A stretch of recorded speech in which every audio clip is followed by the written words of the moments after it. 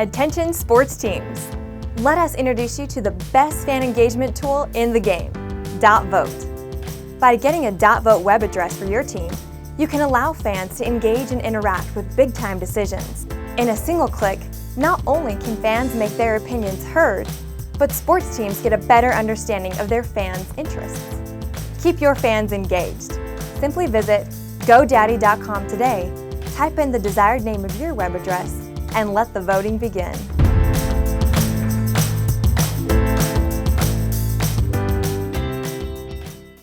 We talk the most fascinating man of the baseball offseason. The Mariners are halfway to a World Series, and the reason why is because of home runs. We got our first NFL coach fired. We'll talk about that.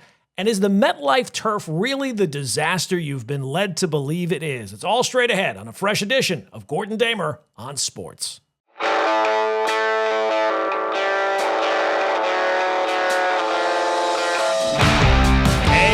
Welcome into episode number 48 of Gordon Damer on Sports.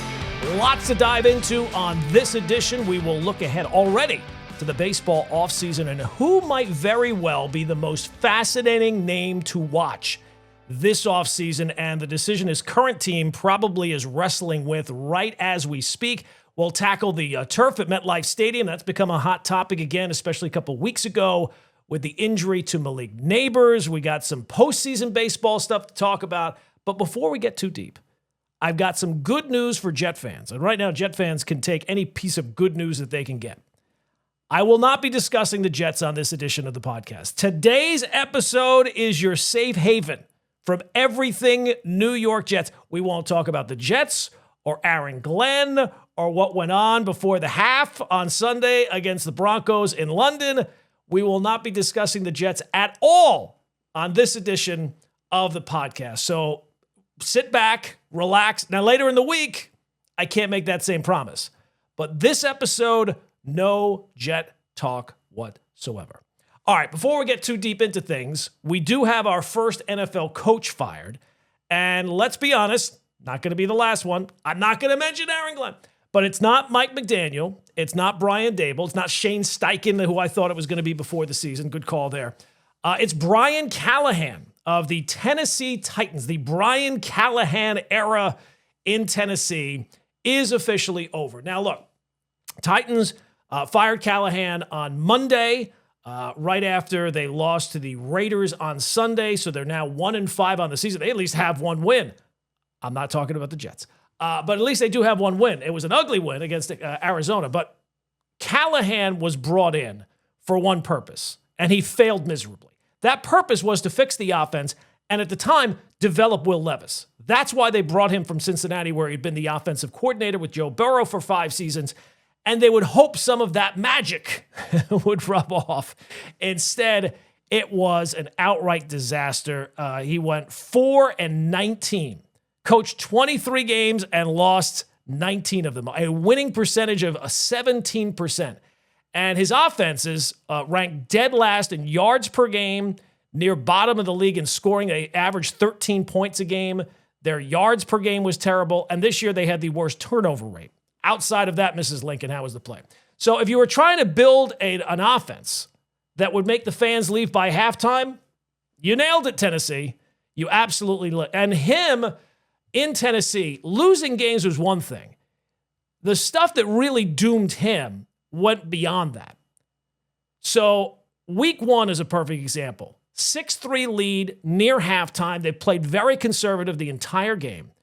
They have some time left in the half, 47 seconds. They're on their own 10, and all of a sudden he calls 3 straight pass plays.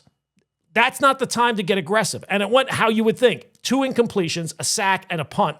Broncos got the ball back, a short field, got a touchdown before the half. Lead is gone, and the rest of the game kind of wrote itself.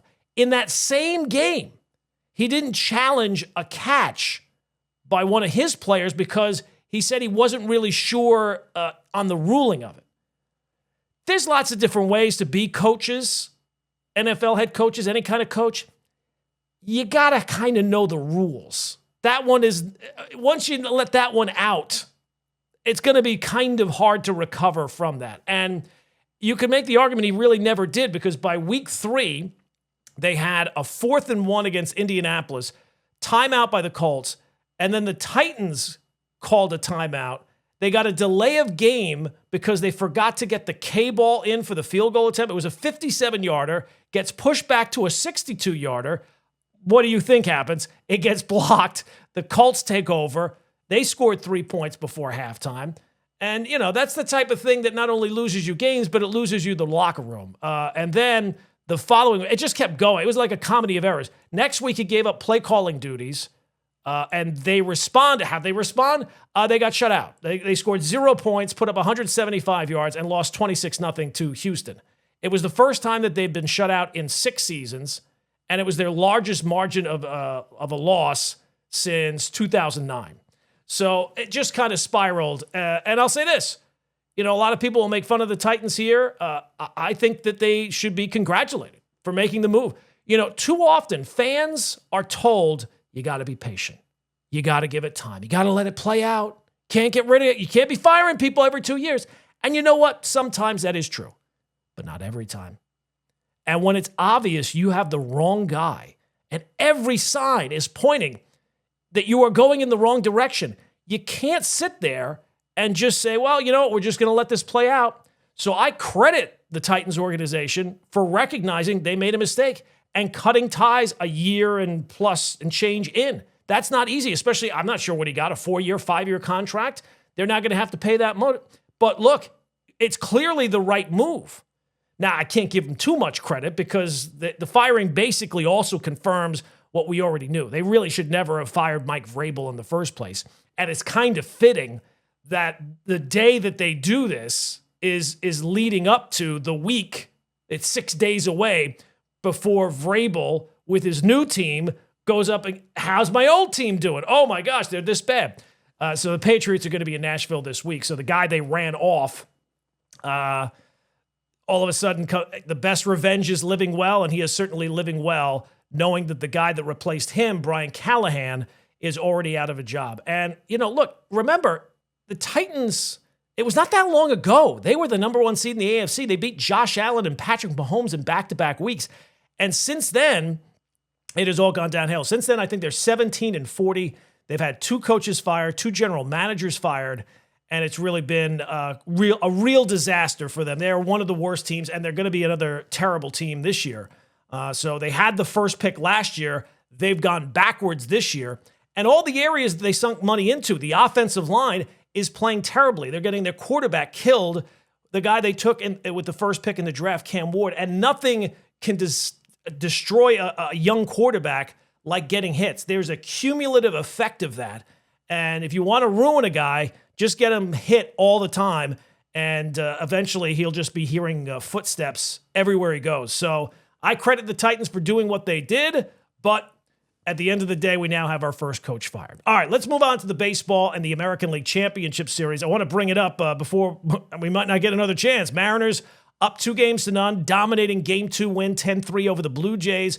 So the Mariners now halfway to their first World Series appearance and have not even played a home game yet, right? So while this year's playoffs has had some memorable moments, I don't know if it's been the most memorable playoff so far, the one takeaway everybody should have at this point is that home runs in October matter. Seattle just took Game 2, and they did it in dominating fashion, and they did it because they hit home runs. That is the key.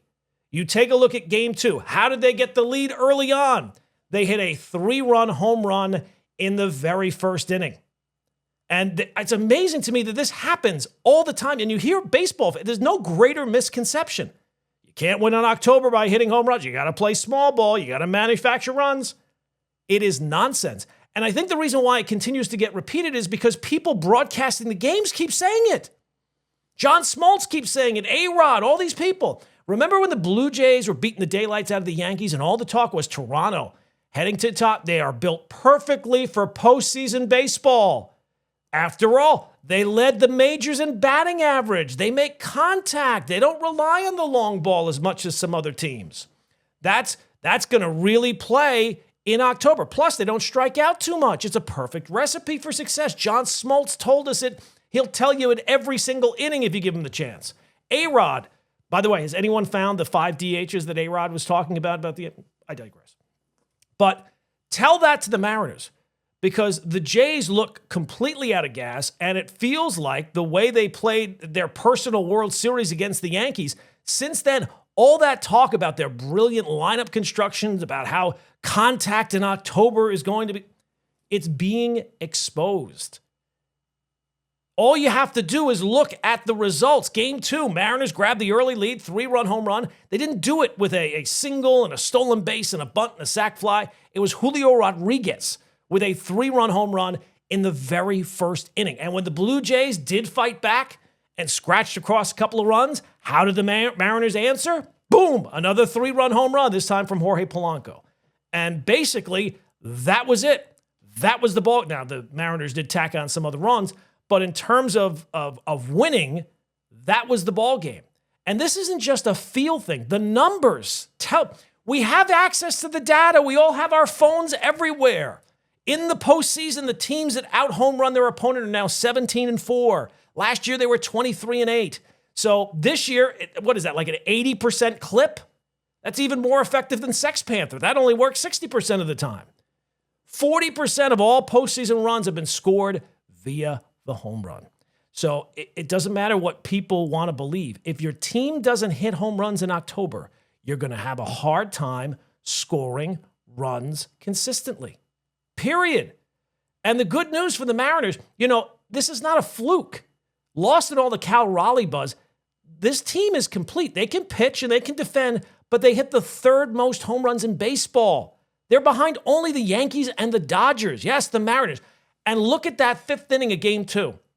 Blue Jays bring in Varland, the reliever, to try to calm things down. They had a couple guys on. They're able to get Rodriguez with a strikeout with a fastball down the middle. And then Varland tried that again, and what did Polanco do? He crushed it. He had his hardest swing of the game. He didn't shorten up. He didn't try to slap it the other way. He took his biggest cut of the night, and he was rewarded with a 3-run home run. That is the story. Now, look, you might not like it. I might not like it. I might wish it was back in 1985 with the Cardinals stealing bases. But home runs work in October. The Mariners are now 2 wins away from the World Series, and it's not because of bunting. It's not because of stealing. It's not because they're hitting behind runners. It's because 1 through 9, you look at their lineup, basically any guy can hit a home run. That is key. To have a deep lineup like that, and you can talk about clutch hitting or momentum or chemistry and all those type of things that everybody was raving about with the Blue Jays when they were hammering the Yankees. Meanwhile, they were also out-homering the Yankees, but whatever. Home runs win in the playoffs, and the Seattle Mariners are proving it right now. Baseball is about the home run, and it's never more so than in the playoffs. Okay, there is a baseball story that right now I find the most fascinating. The most fascinating man in baseball. And he does not play for the Blue Jays, the Mariners, or the Brewers, or the Dodgers. He actually plays for the Detroit Tigers. Tigers, of course, eliminated from the playoffs in the division series in Game 5 against the Mariners.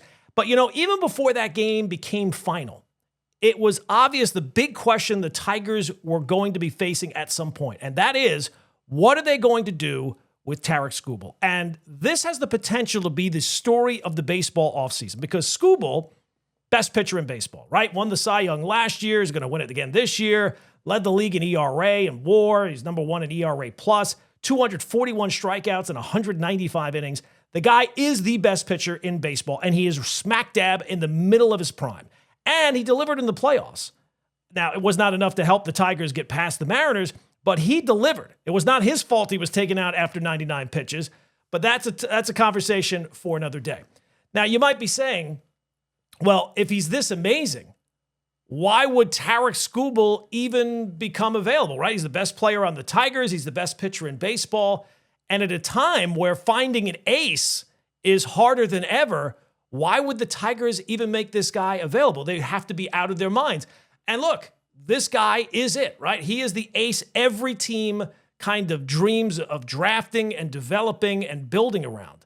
So the numbers I gave you before, they are jaw-dropping. Nobody's going to argue that he is one of, if not the best pitcher in baseball, and he's not going to go anywhere, right? He's still under team control for next season. So if the Tigers have any hope of contending in 2026, that hope begins and ends with Tarik Skubal on the mound every fifth day. And we know that because when Tarik Skubal starts for Detroit, they win. His numbers for the Tigers over the last couple of seasons are insane. When he starts, the Tigers are 42-20.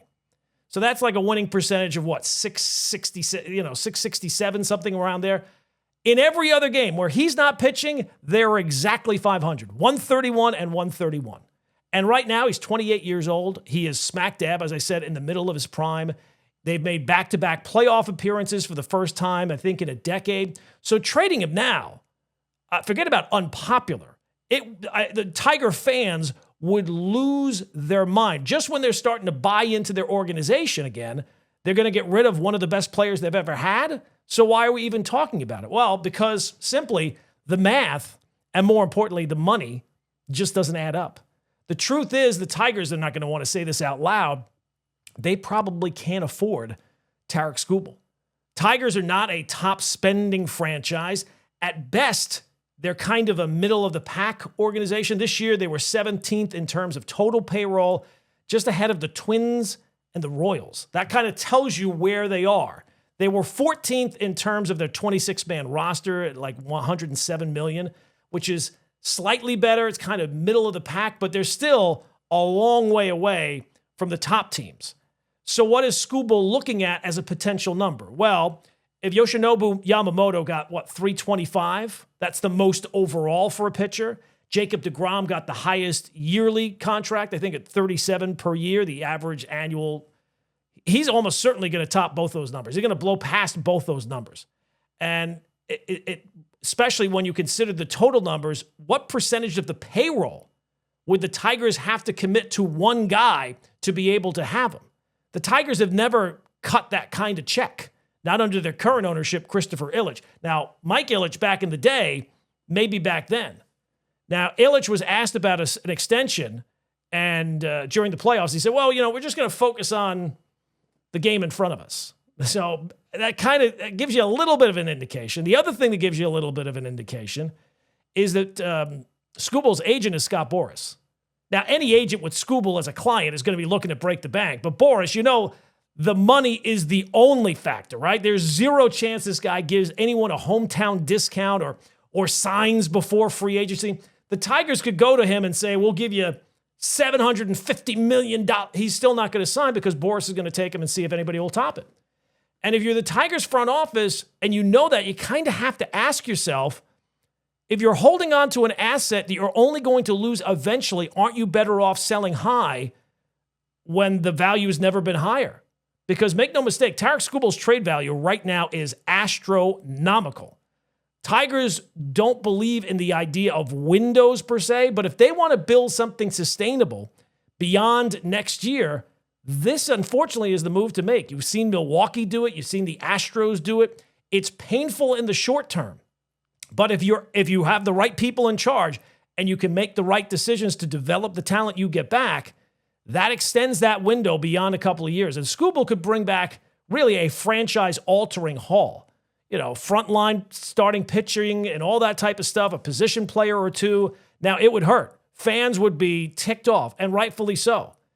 But if you're just talking about making the playoffs again next year, that's one thing. But if you're looking to build a sustainable winner, and you have this guy for one more year and not anything else beyond that, because when you take a look at the landscape of free agency, the pitching is not great this year. Dylan Cease, Michael King, it's not exactly stacked. Great pitchers generally don't get to free agency. And Tarik Skubal, as great as he is, he's a pitcher. He's turning 29. That risk of injury for a pitcher is never going away, and you can't predict when it will go. You can't predict if he signs even a 5-year contract, chances are somewhere in that 5 years, he is going to miss some time. So if the Tigers, they have to figure this out for themselves, but if they sit tight and hope for the best and then watch Skubal walk away for basically nothing next winter, that's allowing the best pitcher you've had since Justin Verlander just walk out the door. And when you're in the payroll grouping that they're in, You can't allow that guy to just walk out the door. You can't allow that guy to get to free agency. So on the surface, it seems like it's crazy to think under any set of circumstances they could be talking about trading Tarik Skubal. But all the conversation that you heard from the Tigers after their season came up kind of tells you their hand is being forced a little bit on this one. So if you're ownership, if you're the GM, you have to be able to leverage the assets that you have, because the best pitcher right now, he is the best pitcher in baseball. How much more valuable could he possibly be in 2 years? How much more value could you get back for him? And even if you're able to keep him long term, how much longer do you think he's going to be the best pitcher in baseball? How much longer do you think he's going to be that top flight ace? Again, he's going to be 29 next season. So the Tigers are going to have a very fascinating decision. And there are no easy answers. There's no blueprint to say, no, this is definitely going to work out no matter which way they decide to go. But for me, Tarik Skubal is absolutely the most fascinating man of the baseball offseason. All right, let's talk about one of the most controversial topics in the NFL. The turf at MetLife Stadium. Yes, the home for the Jets and Giants, MetLife Stadium. Because you don't have to be a real diehard sports fan to know that the reputation of the turf at MetLife Stadium is not just bad, it's the worst, right? It ruins careers every single week. Well, since 2020 at least. At least 15 NFL players have gone down with either an ACL or an Achilles tear at MetLife Stadium. 15. Obviously, the latest one being Malik Neighbors a couple of weeks ago, but the list includes Aaron Rodgers, Jalen Phillips of the Dolphins a couple of years ago, Solomon Thomas of the 49ers.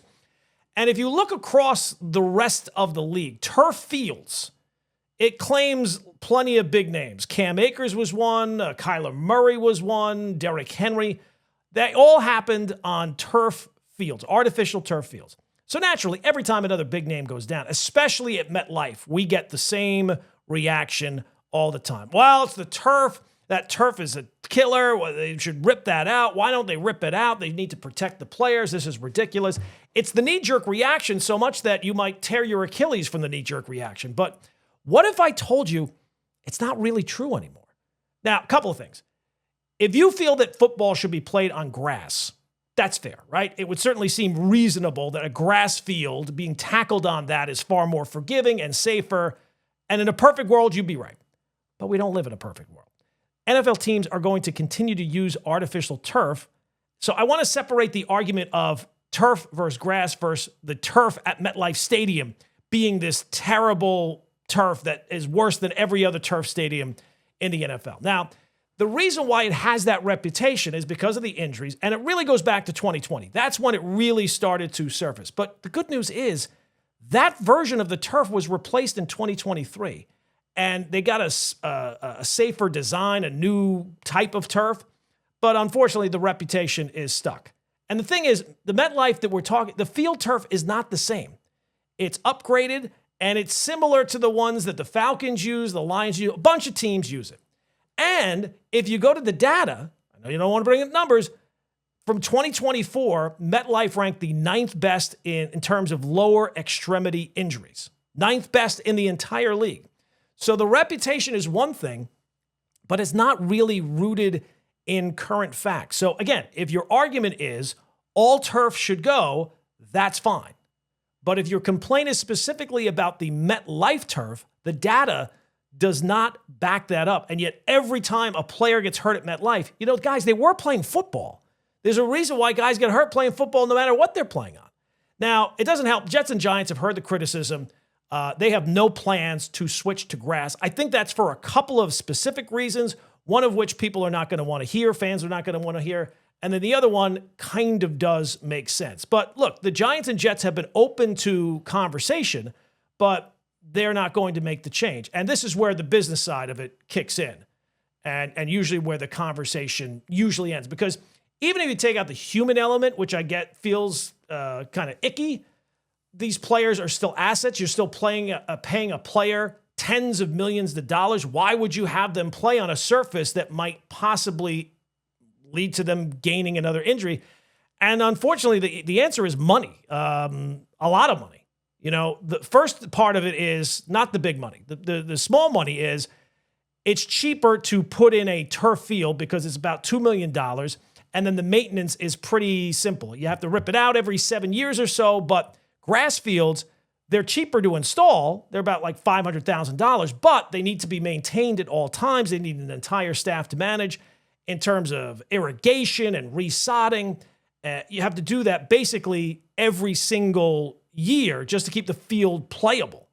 And the turf eliminates that, right? Saves hundreds of thousands of dollars, but that's not the real reason. The real reason why the stadiums love this turf is because it allows them to hold more events, right? I think everybody knows this. MetLife is a football stadium, but it's not only a football stadium. High schools use it, colleges use it. They have concerts there. If the stadium used natural grass, they would need around 2 weeks of recovery time between each major event. And with turf, they need 1 day.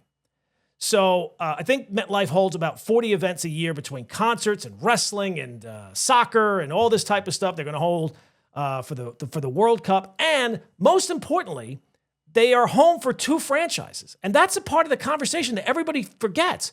MetLife doesn't just belong to one team. It's home to both the Jets and Giants. So that means twice the traffic, twice the wear and tear, the scheduling, and trying to maintain a natural grass field under those conditions would become basically impossible and, while we're at the topic, unsafe. So look, the financial incentive is the first incentive, but I just don't think that grass is a viable option. Add in the fact that the owners would be sacrificing hundreds of $millions in potential revenue to switch, and at least according to the data, it wouldn't make it any safer. Now, you're not going to feel good because when you watch Malik Neighbors goes down, but again, it's the same material that the Lions and Falcons are using. So unless you believe that the ghost of Jimmy Hoffa has placed a hex on that turf, it's not any more unsafe for players than anywhere else. Now, half the league plays basically on grass. I think slightly less than half. But for a shared stadium like MetLife, it's not possible. Now, maybe with technology changing in years, maybe that will be a possibility. But, this idea, well, you got to protect the players and switch to grass, it's just not realistic. It's not sustainable. And it's not been backed up by the league's injury data. So I know maybe don't trust what the NFL tells you in terms of the safety. It certainly feels this way, right? It feels good to be emotional when a guy goes down. And the debate's not going to go away. But the next time a player gets hurt at MetLife, and hopefully it's not for a very long time, but that's the only time this pops up. If you go looking for things, and once that reputation is made of, oh, the turf is bad, and it was bad in 2020, once that reputation happens, it's very hard to shift away from that. But let's see what happens the rest of this season. Every time a player gets hurt at MetLife, yes, it's going to be the reputation of the MetLife Stadium turf. But the data does not really back that up. And it feels like it's a little bit of a bias that we have because the reputation is there, even though it's not really based in reality anymore. Remember college? Well, now, college is over, and here comes your student loan debt. Is your private student loan debt keeping you up at night? You really need to talk to YRefi. YRefi refinances distressed or defaulted private student loans that others won't touch. They can save you thousands of dollars and get you a custom payment that you can afford. And they don't care what your credit score is. Don't let private student loan debt ruin your life. Call YRefi today. Okay, that is going to do it for another episode of Gordon Damer on Sports. If you've not already, please hit that subscribe button on whatever platform you are listening or watching the podcast on, and we will be back later this week. Unfortunately, we will be talking about the 0-6 Jets. I made it this long without talk. Oh my God, what a disaster the Jets are. We'll talk about it a little bit later this week, only right here on Gordon Damer